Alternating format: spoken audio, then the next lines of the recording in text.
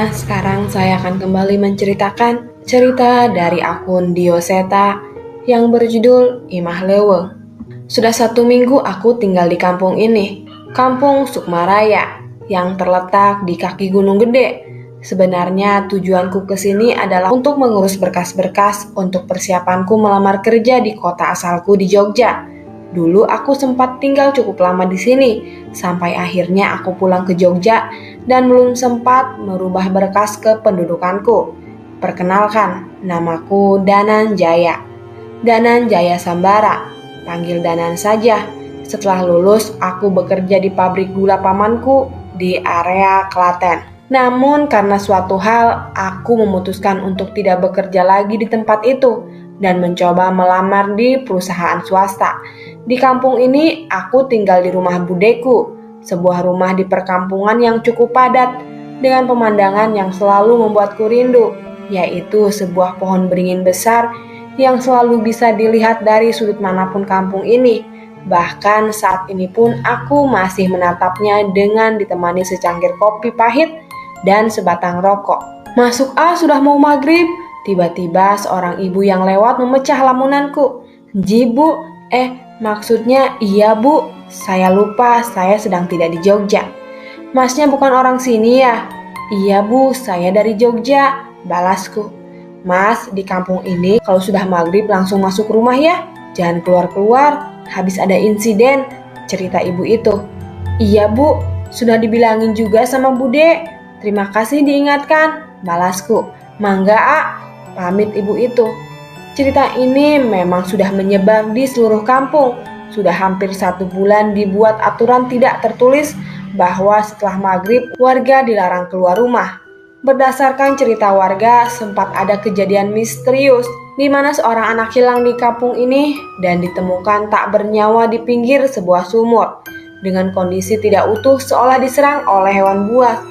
Selain itu, ada saksi juga seorang pemuda yang diserang sosok makhluk besar saat sedang berjaga malam. "Punten, Mas Danan sudah siap?" panggil Kang Asep, salah satu warga desa sini. "Sudah Kang, sebentar," jawabku.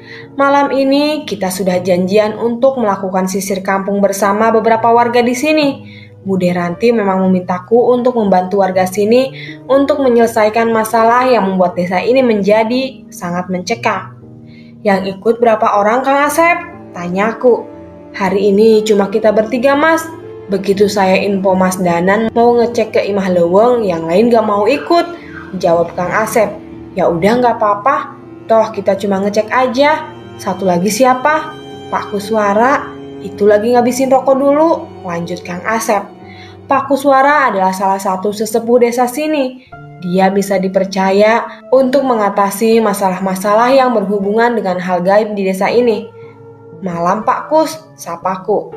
"Malam Mas Danan, sudah persiapan?" balas Pak Kuswara. "Sudah Pak, semoga gak ada halangan yang berarti. Ini coba Mas Danan pegang, nanti dibalikin ke saya setelah kembali dari Imah Leuweung," perintah Pak Kuswara sembari memberikan sebuah kujang kecil. Saya tahu dengan jelas bahwa ini adalah pusaka. Yang saya khawatirkan, jangan sampai energi di kujang ini bentrok dengan energi yang ada pada saya. Namun saya tetap menerimanya karena Pak Kuswara pasti punya tujuan menitipkan benda ini pada saya. Imah Leuweung adalah sebuah rumah yang lokasinya berada di tengah hutan di pinggir kampung. Dulunya rumah ini adalah tempat singgah untuk para pekerja di kebun karet yang berlokasi tepat di sisi belakang hutan ini. Semenjak perkebunan sudah tak beroperasi, tempat ini sangat tidak terawat. Saat sampai di perbatasan kampung, kami tidak melihat lagi jalan setapak, kecuali rumput-rumput yang setinggi mata kaki. Di depan kami ada hutan dengan pohon jati yang menjulang tinggi. Kondisi jalan yang gelap dan sunyi memaksa kami untuk berjalan lebih hati-hati. "Mas Danan, masih mau lanjut?" Tiba-tiba Pak Kuswara memecah keheningan. Sepertinya Pakku sudah sadar dengan kondisi di sekitar sini. Aku menengadahkan kepala dan melihat kondisi sekeliling hutan ini. "Sialan," umpatku dalam hati. Rupanya rasa gelisahku disadari oleh Kang Asep. "Emangnya ada apa Mas Danan?" tanya Kang Asep penasaran. "Pocong," jawabku. "Astaga Mas Danan, kenapa diomongin sih?" peluh Kang Asep sambil mengernyitkan mukanya. Lah, kan Kang Asep yang nanya. Ini juga baru sedikit. Kayaknya semakin malam semakin banyak yang bakal muncul. Lanjutku. Jadi masih mau lanjut Mas Danan? Tanya Pakus lagi. Segini banyak makhluk yang jaga di tempat ini, pasti ada sesuatu yang besar di sana. Kita lanjut dulu gimana Pak? Kang Asep kalau nggak kuat tunggu di sini aja dulu. Lanjutku. Enak aja. Mas Danan jangan bercanda. Masa saya tinggal di sini sama makhluk-makhluk itu? Balasnya dengan kesal. Ya sudah, kita pasang perlindungan dulu. Perintah Pak Kus. Segera Pak Kus duduk bersila dan membaca beberapa amalan yang ku kenal dalam ilmu perisai batin. Tak ketinggalan aku pun mengambil posisi yang sama dengan merapalkan ajian Muksa Pangresa dengan tujuan menutupi kami bertiga dari niat jahat makhluk yang ada di sini. Kami melanjutkan perjalanan. Pepohonan dan semak belukar semakin lebat menghalangi jalur yang kami lewati. Hanya suara angin dan langkah yang terdengar saat ini. Badai angkat ke mana? Mendadak suara seorang perempuan mendekati kami. Jelas saja kami tidak menghiraukan suara itu. Kami mempercepat langkah kami dan sebuah rumah gubuk tua yang hampir tak berbentuk mulai terlihat. Sekali lagi terdengar suara dari semak-semak. Naon anu anjeun lakukan di dieu? Apa yang kalian lakukan di tempat ini? Suara wanita itu terdengar lagi.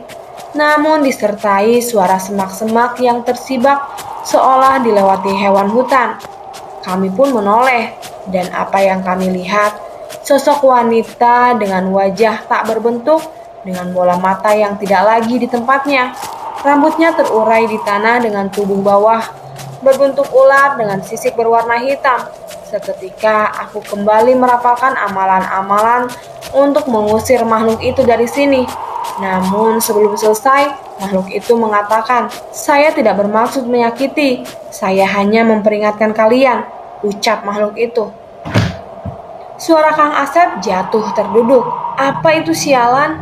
teriak Kang Asep yang mukanya mulai pucat. Kukira hanya Pakus dan saya yang bisa melihat makhluk-makhluk ini. Entah kenapa siluman ini bisa dilihat sama Kang Asep. Perjalanan kami lanjutkan dengan sedikit gangguan-gangguan. Namun akhirnya kami sampai juga di lokasi yang kami tuju, Imah Leuweung. Sekilas bangunan ini seperti tidak pernah didatangi oleh manusia lagi. Atapnya yang bolong, kayu-kayu yang jatuh termakan rayap benar-benar membuat orang tidak peduli dengan bangunan ini. Aku memberanikan diri memasuki pekarangan rumah tersebut. Alangkah terkejutnya, puluhan tidak, mungkin lebih, makhluk putih yang mengganggu kita sepanjang perjalanan tadi muncul berkumpul di sini mengepung kami. Ya, itu pocong. Aku sedikit gentar. Belum pernah aku melihat pocong sebanyak ini di satu tempat. Bukan masalah hantu pocong ini, tapi makhluk apa yang ada di dalam rumah ini sehingga bisa memiliki tumbal sebanyak ini. Aku merasa belum siap. Namun lain dengan Pakus, dia hanya memandangku dan memastikan keputusanku. Kemampuan Pakus jelas mumpuni, tapi untuk mengurus semua ini terlalu beresiko. Oleh karena itu, aku tetap dibutuhkan. "Jangan nekat, Mas," peringat Pakus dari belakang. Aku tetap berusaha maju, dan para pocong itu mendekatiku. Kakiku dicengkram oleh makhluk yang aku sendiri belum sempat melihat bentuknya. Tetesan air liur dari wajah tak berbentuk menetes di telapak tanganku. Rasa gatal yang tak tertahan muncul dari bekas liur itu. Segera aku melindungi diri dengan amalan penyembuh luka gaib dan membakar makhluk itu. Namun jumlah mereka yang tidak terhitung tidak memberiku ruang. Pakus mengeluarkan pusaka berbentuk mata panah yang segera ia bacakan doa dan melemparnya ke tanah. Sontak, setengah dari makhluk itu terbakar dan menghilang. Rupanya benar, di bawah tanah ini terkubur puluhan mayat yang kemungkinan mereka para pekerja kebun karet yang menghilang, ucap Pakus. Bagaimana dengan Kang Asep? Dia bersembunyi di dekat Pakus. Tidak ada makhluk yang menyerangnya. Kemungkinan ia juga dibekali pusaka oleh Pakus. Tidak terima dengan serangan Pakus, sesosok makhluk bertubuh ular mencoba menyerangku dan melilitku dengan ekornya. "Siapa kalian berani mengganggu tempat ini?" ucap makhluk itu sembari melilit tubuhku. Badanku mulai lemas. Rupanya siluman ini bukan siluman biasa. Bisa jadi makhluk inilah yang meminta tumbal sebanyak ini. Aku membaca ajian pembakar, tapi makhluk itu tak bergeming. Amalan pedang pun nampak tidak berguna untuk makhluk ini. Pakus mencoba membantuku, namun ia disibukkan oleh puluhan makhluk halus dari seluruh penjuru hutan yang menyerang bersamaan. Nampak tidak ada pilihan lagi. Aku melepaskan sukmaku dari raga dan menyerang siluman ular itu dengan keris pusaka yang telah menyatu dengan sukmaku. Makhluk itu kesakitan dan teriak dengan suara yang hampir terdengar ke seluruh hutan. Makhluk itu terlihat sangat marah. Belum sempat aku kembali ke ragaku, siluman jahanam itu menggigit pergelangan tanganku dan menariknya hingga terputus. "Sialan!" teriakku sambil berusaha menyatukan ragaku. Aliran darah segar membasahi bajuku dan meneteskan darah yang tidak sedikit. Rasa sakit yang tak tertahan membuatku terguling di tanah. "Mas Danan!" teriak Kang Asep yang segera berlari ke arahku. Pakus menyusul Kang Asep. Namun sebelum sampai di tempatku, sebuah pukulan dari makhluk raksasa menghempasnya hingga terguling. Kang Asep mencoba mengikat lenganku. Namun siluman ular itu merebut dan melilitku. Aku mencoba kemungkinan terakhir, menarik keris itu dari sukmaku dan merapalkan mantra yang diturunkan oleh leluhurku. "Jagat lelembut boten dawe wujud, kulo nimbali surga loka surga kayangan. Ketuh muli sampun nampani, tekan asa tekang sedanten." Mendadak langit menjadi gelap. Hujan turun begitu deras dan muncul sesosok makhluk. Seorang kakek tua bungkuk berambut putih panjang tergerai menembus rintikan hujan. "Cucu kayak anjing, ngapain kamu manggil-manggil?" umpat makhluk itu. "Maaf mbah, aku minta pertolongan," ucapku dengan berusaha sekuat tenaga. Kakek tua itu tertawa seperti orang gila, berlari dengan tenaga di bawah seperti anjing dan menghampiri siluman ular yang melilitku.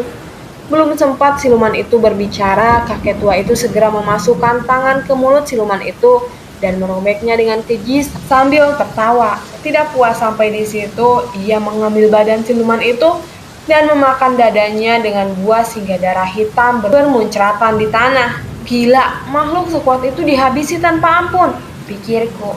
Tak berhenti di situ. Pocong, raksasa, makhluk tanah dihabisi dengan begitu brutal seolah tubuh mereka hanya terbuat dari kapas. "Wis mbah!" teriakku. Seolah tak mendengarkan, makhluk berwujud kakek tua itu tetap mengamuk sambil tertawa cekikikan. Sambil menggila bahkan tak luput wajah Kang Asep tersapu oleh cakaran kakek itu. Aku semakin khawatir. Kakek itu berlari menuju Pakus. "Sial! Maksudku menyelamatkan diri malah memanggil masalah baru," gerutku. Aku berlari sebisaku dengan luka di sekujur tubuhku. Makhluk itu semakin dekat, mencoba menyerang Pakus namun mendadak berhenti. "Kulo dudu mengsahe panjenengan, saya bukan musuhmu." Mendadak Pakus berbahasa Jawa. Kakek itu seolah memandang sosok di belakang Pakus dan kembali ke arahku. Aku segera menarik kembali keris pusaka ke dalam sukmaku dan sosok kakek itu perlahan menghilang. "Yang aku lawan itu bukan empunya. Jangan melawan kalau kamu belum siap. Tapi siapa saja yang berani menyakiti keturunanku harus berurusan dengan saya." Makhluk itu menatap Kang Asep dan menghilang bersama rintikan hujan yang berhenti bersamaan. "Kita kembali dulu," ucap Pakus sembari membantuku berdiri. Tak terasa waktu sudah mendekati subuh. Kami keluar hutan dan berniat segera mencari pertolongan. Rasa nyeri menyerap di seluruh tubuhku. Aku takut tidak mampu bertahan sampai pertolongan datang. "Mas Danan, sekarang kujangnya sudah bisa dikembalikan," ucap Pakus tiba-tiba. Aku mengeluarkannya dari saku dan segera mengembalikannya ke Pakus. Saat pusaka itu berpindah tangan, mendadak pusaka itu retak dan pecah. Aku bingung dengan kejadian itu. Tapi hal aneh terjadi. Semua lukaku hilang, lenganku kembali muncul. "Ini maksudnya apa, Pak?" tanyaku ke Pakus. "Kujang ini adalah pusaka pengganti raga. Dia menyimpan raga manusia tepat pada saat kujang ini diterima. Saat pusaka ini dilepas, dia akan mengembalikan raga seperti sedia kala. dan akan hancur saat tugasnya selesai. Jelas Pak Kus. Gila, aku tidak menyangka ada pusaka sehebat itu. Seandainya saja aku bisa memilikinya lagi. Terima kasih Pak Kus. Pantas saja Pak Kus membiarkan saya menghadapi makhluk itu sendirian, ucapku. Akhirnya aku kembali ke rumah Bude Ranti dan sedikit menceritakan tentang kejadian semalam. Beliau cukup kaget dan tidak menyangka kondisinya separah ini. Kalau ada banyak tumbal, harusnya ada pemilik yang memelihara makhluk itu, ucap Bu Ranti. Tapi siapa? Kita tidak bisa menuduh warga seenaknya, kecuali ada petunjuk. Ada dua makhluk yang mengumpulkan tumbal, siluman ular yang sudah mati dan sesosok makhluk raksasa yang membuat Pak Kus kewalahan. Jelasku. Seperti buto atau genderuwo? Tanya Bu Ranti. Bukan, agak berbeda. Saya sendiri tidak tahu itu makhluk apa, jawabku. Lelepah, tiba-tiba seorang anak kecil menyerobot pembicaraan kami. Itu Gio, seorang anak kelas 4 SD yang dititipkan oleh orang tuanya di sini untuk bersekolah. Apa? Lelepah? Kamu pernah lihat? Tanyaku ke Gio. Pernah. Pas hujan di kebun belokan setelah tanjakan, setelah gerbang masuk perkampungan ini, jawabnya. Kamu gak ngarang kan Gi? Tanya Bu Ranti. Walau Bu Ranti tahu Gio bukan anak yang suka berbohong. Enggak Bu, makhluk itu menggigit entah apa yang mengeluarkan darah. Jelasnya sambil terlihat menahan rasa takut. Jika ucapan Gio benar, kemungkinan yang digigit lelepah itu adalah tumbalnya. Dan tanah tempat makhluk itu mengeksekusi tumbalnya sudah pasti rumah sang pemilik ilmu. Mas Danan, kebun setelah tanjakan yang diceritakan Dio, bukannya itu rumah majikan Kang Asep? Ucap Bu Ranti gelisah.